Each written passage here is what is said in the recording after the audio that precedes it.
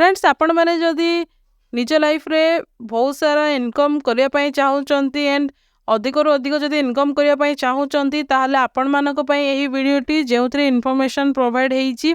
आपण माने केउ सेक्टर रे जॉब करिले आपण मानकू भल इनकम रहिबो आपण मानक लाइफ रे सैलरी मध्य गुड रहिबो ता विषय आम आज यही डिटेल्स टी जानी नेबा कौन रही से जॉब एंड को कंपनी तरफ से जॉब रही एंड सैलरी कौन रहिबो काम कौन रहिबो एंड क्वालिफिकेशन कौन रहिले आमे से जॉब टी को करि परिबा ता विषय आमे आज ये वीडियो डिटेल्स टी जानी नेबा। तो चलंतु और देरी न करी जल्दी देखिबा एंड आपण माने निज फोन माध्यम रे ही से जॉब टी को घरे बसिकी ही वीडियो देखिबा परे ही अप्लाई करि परिबे। तो चलंतु देखि नेबा।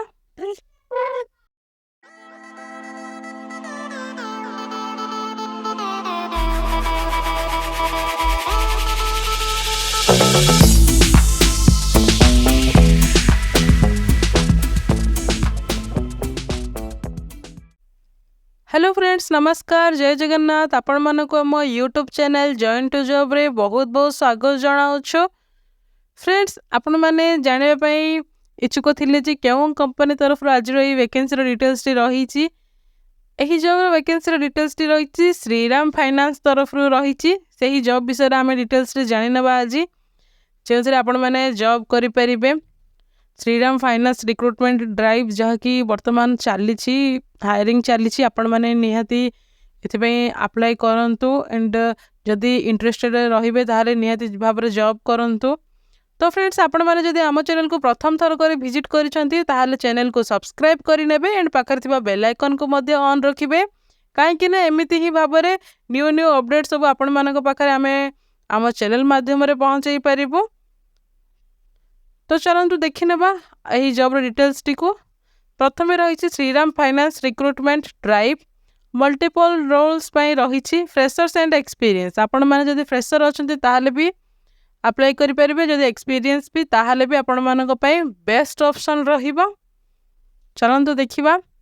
Shriram Finance recruitment drive for multiple roles. Shriram Finance is inviting applications for the role of customer executive, business executive, assistant manager, junior executive, assistant executive and management training. तो एथिरे बहुत सारा वेरियस पोस्ट रही। प्रथम है customer executive then रोची business executive then assistant manager then junior executive और assistant executive and management training. तो पांचटी भाव में 5 प्रकार पोस्ट वैकेंसी आसी एथिरु आपण माने जहाँ भी गोटे चूज करि परिबे। बहुत सारा आपण मानक पाखरे ऑप्शन अछि किछटा जॉब थाए कि पर्टिकुलर किछि वैकेंसीज आसी थाए तो आमे जदि सेतिरे फिट हेई परिबानी ताहाले आमे सेति पई अप्लाई करि परिबानी एंड हमको से जॉब मध्ये मिलिबनी जदि भी इंटरव्यू देउचंती। तो एथिरे बहुत सारा वैकेंसीज अछि आपण मानक पई ऑप्शन ही ऑप्शन अछि तो एथिरे आपण माने अप्लाई करि परिबे। Candidates having any graduate CA BE BTech commerce MBA with 3+ years in customer complaint management experience are eligible to apply for these roles. Freshers are eligible for the job description and all other important details आपण माने पाई जिबे जो आपण मैंने जदि fresher अच्छा ताहले भी apply करि परिबे एंड जदि एक्सपीरियंस अच्छी ताहले तो आपण मानक पई बेस्ट ऑप्शन मु कहितली पूर्वरु ही। तो आपण माने जदि ग्रेजुएशन कंप्लीट करिसंती सीए बीई बीटेक कॉमर्स करिसंती एंड एमबीए भी जदि करिसंती ताहले भी आपण माने एथि पई अप्लाई करि परिबे। जदि आपण मानकर एक्सपीरियंस थाए कस्टमर कंप्लेंट मैनेजमेंट एक्सपीरियंस ताहले आपण मानक पई एटा बेस्ट ऑप्शन रहउची। देन एठी देखि नेबा Shriram transport finance company limited STFC is one of the India's largest financing non-banking financial companies NBFCs specializing in commercial vehicle financing.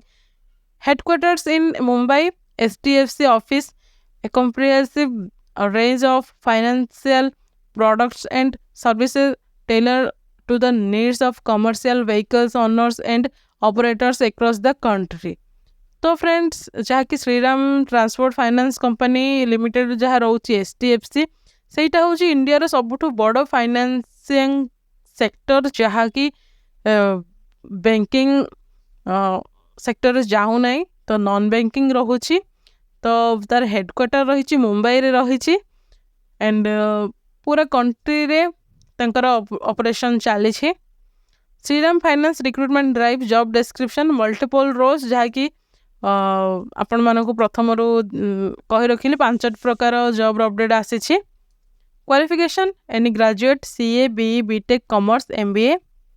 Then experience जदि किसी नाही ताले भी आपण माने करि परिबे जदि एक्सपीरियंस अछि ताले भी गुड चॉइस लोकेशन रही एक्रॉस इंडिया इंडिया रो जे कोनोसी भी लोकेशन रो हेतले भी आपण माने जॉब को करि परिबे वेबसाइट भी एठी मेंशन करा दिए जाइछि एंड अप्लाई लिंक भी आपण मानको डिस्क्रिप्शन बॉक्स रे मिल जिवो जल्दी जल्दी वीडियोटी शेष पर्यंत देखंतु तापर जाई कि आपण माने अप्लाई करिवे एथि पई रेस्पॉन्सिबिलिटी कौन रहिबो काम कौन रहिबो ना जाकि इम्पोर्टेंट पार्ट रहुछि finalisation of accounts ratio analysis preparing board and investor presentations then रहुछि handling RBI SEBI and MCA complaints and statutory filing identification of a prospective customer sourcing and sustaining customer relationship across then रोची loan processing operations cash management जेहेतु एथिरे बहुत प्रकार job रो vacancy रही सेथिपई समस्तक पई किछि ना किछि अलग रेस्पॉन्सिबिलिटी रहिबो निहाती भाबरे तो एठी मेंशन कर दिए जाइछि जे आपण माननको बहुत सारा एठी काम रही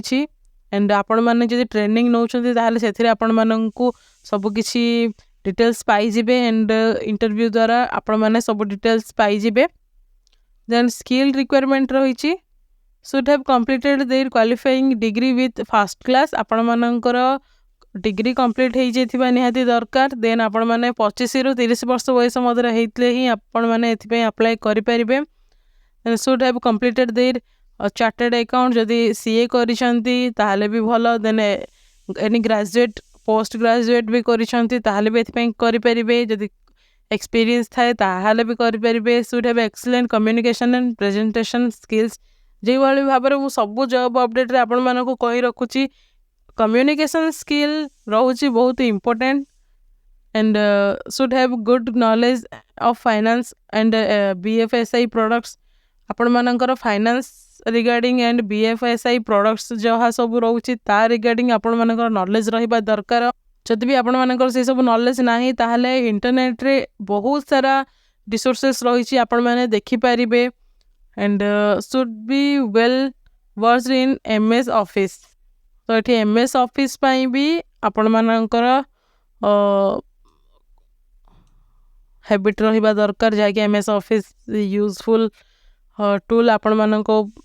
काम रे एठी बहुत आसीबो आपण मानको एमएस ऑफिस जाके समस्त नियत पर जानि थिबे तो यह थिला फुल डिटेल्स टी जदि आपण मानकर किछि डाउट थाए ताहले कमेंट सेक्शन रे जणाई परिबे एंड नियत भाबरे आपण माने अप्लाई करंतु आपण क्वालिफिकेशन अनुसार एंड एक्सपीरियंस अनुसार आपण माने अप्लाई करंतु